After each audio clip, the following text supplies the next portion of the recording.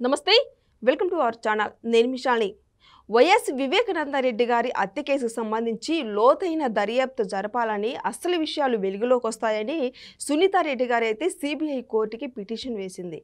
ఇక ఆ పరిణామాలు ఏ విధంగా ఉండబోతున్నాయో ఇలాంటి అంశాలను చర్చించే ముందు స్టూడియోలో ఉన్నారు సీనియర్ జర్నలిస్ట్ దుర్గా కుమార్ గారు ఉన్నారు. వారిని అడిగే విషయాలను తెలుసుకునే ప్రయత్నం చేద్దాం. నమస్కారం సార్. నమస్కారం మషాల్ని మనం వీక్షకులు. వివేకానందరెడ్డి గారి హత్య కేసుకు సంబంధించి ఎన్నో విషయాలు వెలుగులోకి వచ్చినాయి. మరి ఇప్పుడు ఇది లేటెస్ట్ అప్డేట్. అయితే ఈ కేసుకు సంబంధించి సునీతారెడ్డి గారి తరపున లాయరు ఎవరైతే సిద్ధార్థ లోతర వాదిస్తున్నారో వాళ్ళు ఇంకా లోతైన విచారణ జరపాలి. జగన్మోహన్ రెడ్డి పేరు వచ్చే అవకాశం కూడా ఉందని మన కోసం సమాచారం. మొత్తానికి చూసుకుంటే అసలు ఏం జరగబోతుంది, ఏం చెప్తారు సార్? నిజానికి మీరు అన్నట్టు వివేకానందరెడ్డి గారి హత్య జరిగి 6.5 సంవత్సరాలు అయిపోయిందమ్మా. అది చాలా అనుమానాస్పదంగా జరిగిన హత్య, అత్యంత ఘోరాతి ఘోరంగా జరిగిన హత్య, అసలు అనూహ్యంగా కూడా జరిగిన హత్య. అసలు వివాదరహితమైన వ్యక్తిని అంత పాశవికంగా హత్య చేయాల్సిన అవసరం ఎవరికి ఉందనేది కూడా మిస్టరీగా మిగిలిపోయింది. తర్వాత ఒక 40 కోట్ల రూపాయల సుపారీ కూడా ఇచ్చారు ఆయనకి. అంటే ఎవరైతే హత్య చేశారో దస్తగిరే చెప్పాడు. దస్తగిరి నుంచి కొంత అమౌంట్ హ్యాండ్ ఓవర్ చేసుకున్నారు. దస్తగిరి కొంత అమౌంట్ విల్లా కొనుక్కోవడానికి పెట్టిన అమౌంట్లు కూడా బయటపడినాయి. ఇలాంటి హత్యలో ఇది చేస్తున్న దర్యాప్తు కూడా ఇప్పుడు ప్రస్తుతం సిబిఐ చేస్తుంది. సిబిఐ దేశంలో కల్లా అత్యున్నతమైనటువంటి అధికారం కలిగిన దర్యాప్తు సంస్థ. తర్వాత అత్యంత నైపుణ్యత కలిగిన అధికారులు ఉంటారు అక్కడ. వాళ్ళకుండే అధికారాలు కూడా విశేషమైన అధికారాలు ఉంటాయి.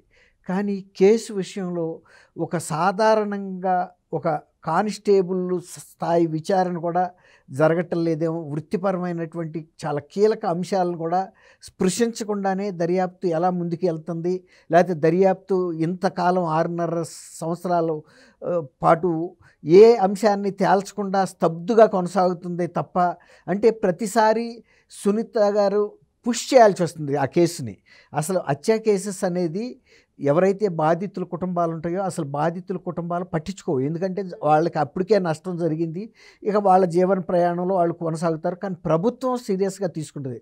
అంటే ప్రభుత్వం అంటే పోలీస్ వ్యవస్థ. ఇక్కడ పోలీస్ వ్యవస్థ అంటే సిబిఐ. ఇది ఒక చాలా క్లిష్టమైన కేసు, ముఖ్యమైన కేసు కాబట్టి సిబిఐ తీసుకుంది. సిబిఐ తీసుకున్నప్పటికీ కూడా చాలా నత్తనడక నడుస్తుంది. చాలా అంశాల మీద సీత కన్నేశారు. అంటే తెలియనట్టుగా వెళ్తుంది. దీని మూలన అసలు ఈ కేసులో అసలు కీలక ముద్దాయిలు ఎవరైతే ఉన్నారో వాళ్ళ మీద ఫోకస్ పెట్టడం లేదు. అనేక సార్లు సునీత గారు ఈ అంశాన్ని సుప్రీంకోర్టు రాక తీసుకెళ్ళినప్పటికీ కూడా సిద్ధార్థ లోద్రా లాంటి అత్యంత సీనియర్ న్యాయవాదులు వాదిస్తున్నా కూడా ఈ కేసు మీదకి సరైన ఫోకస్ వెళ్ళటలేదు. అందువల్ల సునీతారెడ్డి గారు మళ్ళీ కూడా ఇప్పుడు సిబిఐ కోర్టులో చాలా అత్యంత ప్రాథమికమైన అంశాలే, అవేమి పెద్ద ఒక కొండ తవ్వి ఎలుకను పట్టే అంశాలు కూడా కాదు, కంటికి కనపడేటంత అంశాలు, అంటే చాలా కామన్ మ్యాన్కి కూడా అర్థమయ్యే అంశాలనే మళ్ళీ ఇవాళ సిబిఐ కోర్టు దృష్టికి తీసుకొచ్చి మీరు ఈ అంశాలను కూడా పరిగణనలోకి తీసుకోవాల్సిందిగా సిబిఐని ఆదేశించమని అడుగుతుంది. బేసిక్ విషయాలు. తర్వాత ఇంకా లోతైన విచారణ జరిగితే తప్ప ఈ కేసులో అసలు వాస్తవాలు బయటకు రావని కూడా మళ్ళీ చెప్పింది. అయితే ఇవాళ సిబిఐ తరపున వాదిస్తున్న లాయర్లు కూడా ఒకవేళ కనుక సిబిఐ కోర్టు ఆదేశిస్తే వినడానికి సిద్ధంగా ఉన్నామని చెబుతున్నారు. గతంలో సుప్రీంకోర్టుకు కూడా అదే చెప్పారు. ఏదైనా ఒక కేసు అది ఏ నేరమైనా కానీ ఒక లాజికల్గా వెళ్తుంది. అంటే మొదట ఎవరికి తెలిసింది, ఎవరు చెప్పారు, ఎట్లా తెలిసింది, ఇట్లాంటి అంశాల మీద. ఇక్కడ అది మిస్ అవుతుంది. అసలు పాయింట్ అది.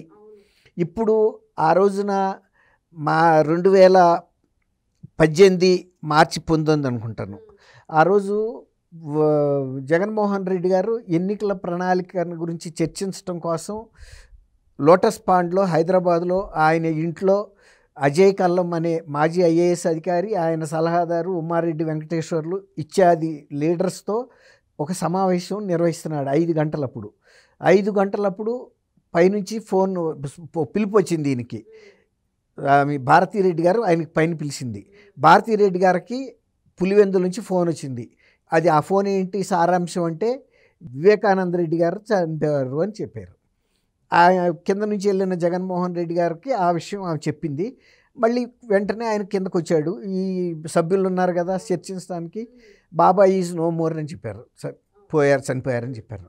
అంటే ఆ విషయాలు ఎలా తెలిసినాయి అని ఇప్పుడు ఈ వాదనలో ఇప్పుడు ఆమె ఏమంటదంటే దేశంలో ఎవరికన్నా తెలవక ముందే జగన్మోహన్ రెడ్డి గారికి తెలిసింది. ఫస్ట్ ఎంవి కృష్ణారెడ్డి అని ఆయన వివేకానంద రెడ్డి గారి సహాయకుడికి తెలిసిందని అంటున్నారు. కానీ వివేకానంద రెడ్డి గారు కృష్ణారెడ్డి వచ్చేటప్పటికి 6:30 అయిపోయింది. ఆ టైం కన్నా ముందే సమాచారం బయటికి వెళ్ళింది. ఎవరు తెలుసుకున్నారు, ఎవరు ఆమెకి ఫోన్ చేశారు, జగన్మోహన్ రెడ్డి అప్పుడు డిక్లేర్ చేసిన అంశాన్ని ఎందుకు పరిగణలోకి తీసుకోలేదు? అసలు ఫస్ట్ తీసుకోవాల్సిన అంశమే ఇది. కృష్ణారెడ్డి ప్రతిరోజు ఆ వివేకానంద రెడ్డి గారి ఇంటికి వెళ్తాడు, కానీ ఆ రోజు ఆయన లేట్గా వెళ్ళాడు.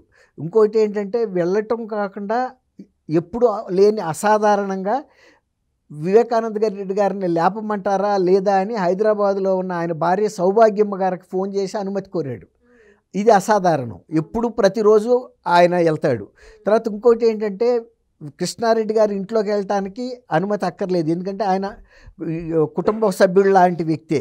కాబట్టి ఎనీ టైం ఏ రూమ్లోకైనా వెళ్ళే అంత చొరవ ఆయనకి ఉంది అక్కడ. కానీ ఆ ప్రత్యేకమైన రోజు మాత్రం ఆయన వెళ్ళటానికి సందేహించాడు, తడబడ్డాడు, వెళ్ళలేదు. అతను వాచ్మెన్ ఉన్నాడు రంగన్నను పంపించాడు. పంపటం కూడా ఎట్లా వెనక తలుపు తీసిందని చెప్పి మరీ పంపించాడు. అంటే రంగన్న వెళ్ళాడు ఫస్ట్. అంటే తను అక్కడికి వెళ్ళటానికి ఆయన ఇష్టపడలేదు. ఇవన్నీ కూడా చాలా అనుమానాస్పదమైన అంశాలు జరిగినాయి ఆ రోజు.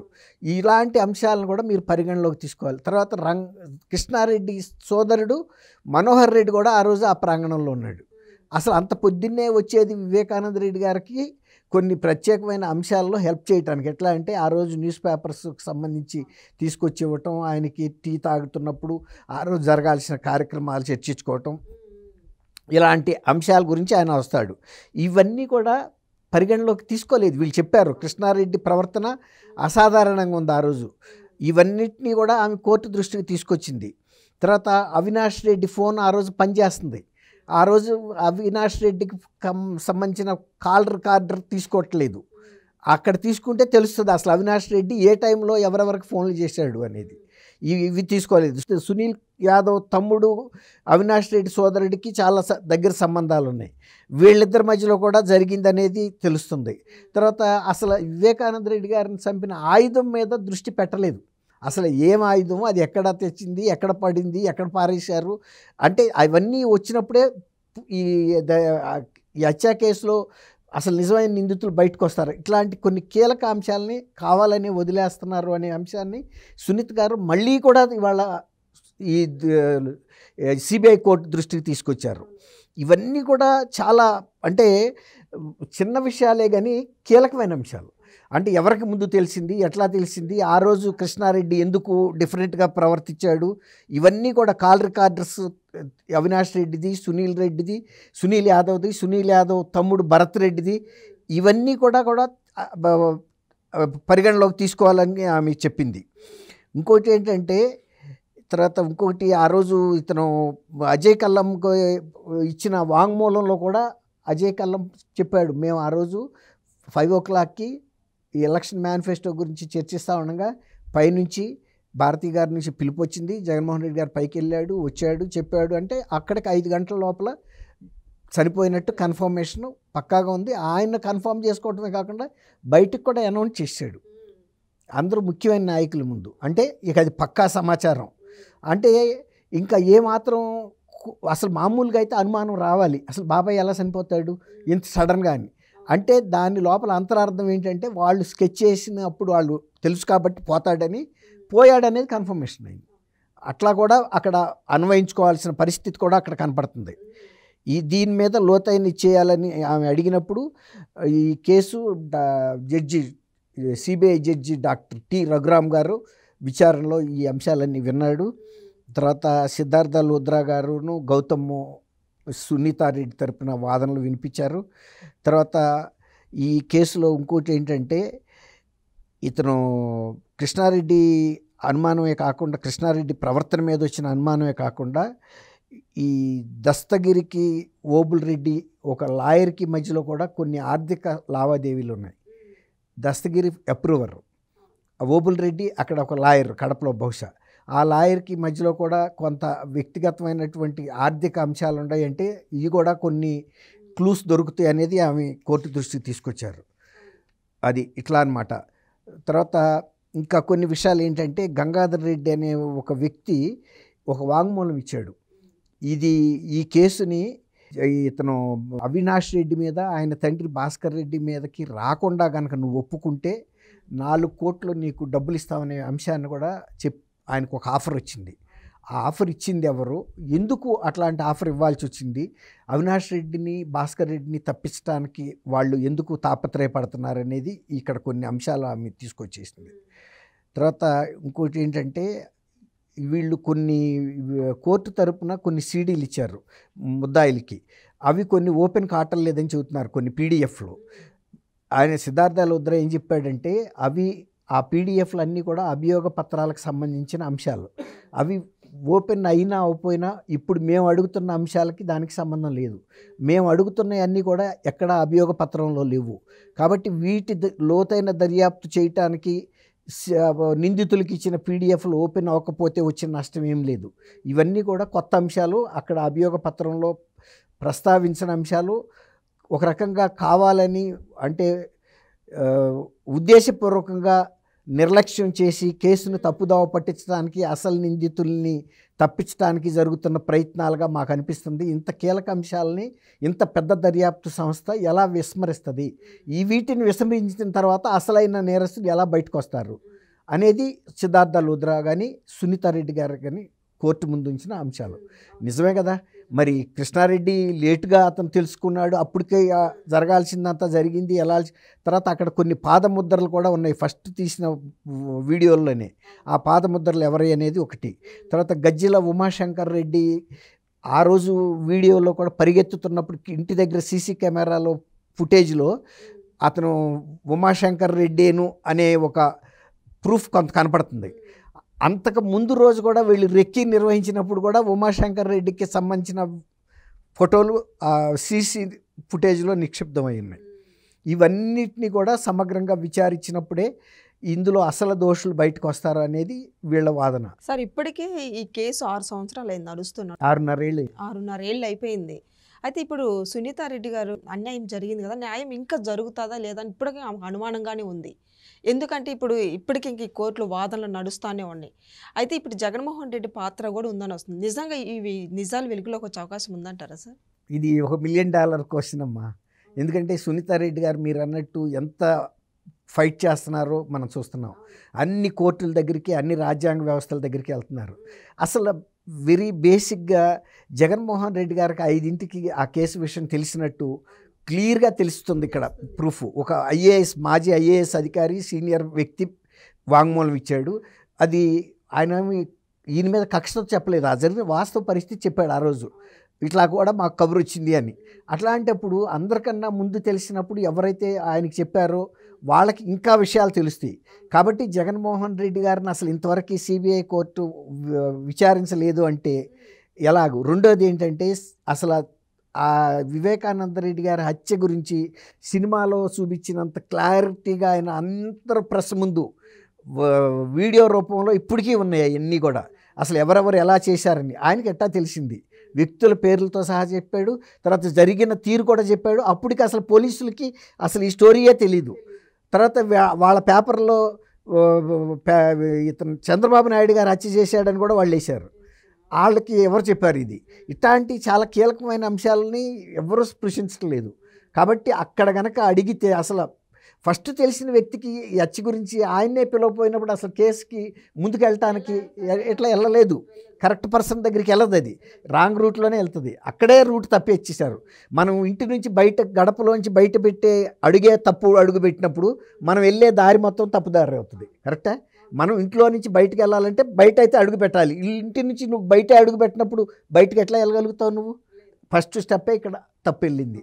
కాబట్టి సునీతారెడ్డి గారు పడుతున్న ఆవేదన నువ్వు అడిగావు, అసలు న్యాయం జరుగుతుందా అని. అందరికీ అదే అభిప్రాయం ఉంది.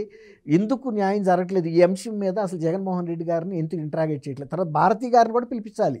అసలు ఆమెకి ఫస్ట్ అందింది. అసలు నీకు ఎవరు ఫోన్ చేశారు, నువ్వు కిందకి ఎందుకు ఆయన కబురు చేసావు, ఇది చెప్పావు కదా, అసలు అక్కడి నుంచి నీకు ఎవరు చెప్పారు. అక్కడ కనుక తెలిసింది అనుకోండి, ఇక ఫోన్ కాల్ డేటా తెలిసి అన్నీ బయటకు వచ్చేస్తాయి.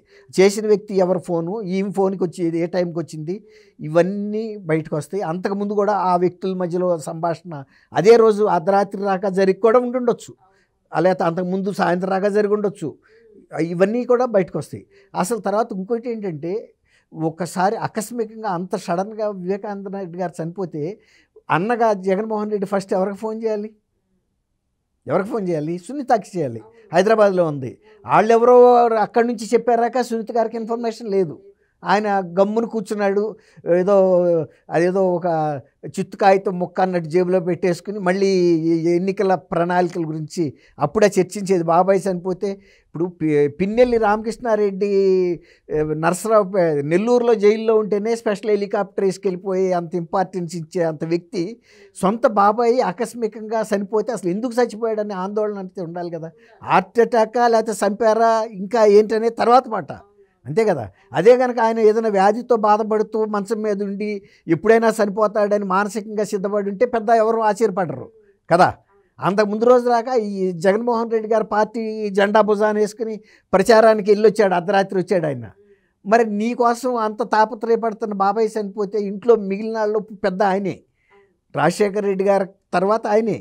కాబట్టి ఇంటి పెద్ద చనిపోతే ఎంత ఆదుర్దా ఉండాలి ఈ కుటుంబానికి. రేపు ఎవరు అంటే డబ్బుగా ఆయన దగ్గర ఉంటే ఉండొచ్చు, కానీ ఆ ప్రాంతంలో పరపతిని నిలబెట్టాలన్నా, పార్టీని నిలబెట్టాలన్నా, కుటుంబ ప్రతిష్టని కొనసాగించాలన్నా, అక్కడ ఉన్న పరిచయాలని కాపాడుకోవాలన్నా కూడా అంతా whole and sole Vivekananda Reddy గారే ఆ కుటుంబానికి. మరి అలాంటి వ్యక్తి చనిపోతే నా రాజకీయ భవిష్యత్తు ఏంటి, అసలు మా పార్టీ ఆ జిల్లాలో ఎట్లా అనేది ఆదుర్దా ఉంటుంది కదా. కానీ అసలు అది ఏమీ కనపడలా. సొంత పిన్నికి కూడా చెప్పలా. సౌభాగ్యం గారికన్నా చెప్పాలి కదా, పిన్ని బాబాయ్ ఇట్లా అయిందని. ఏం చెప్పలా.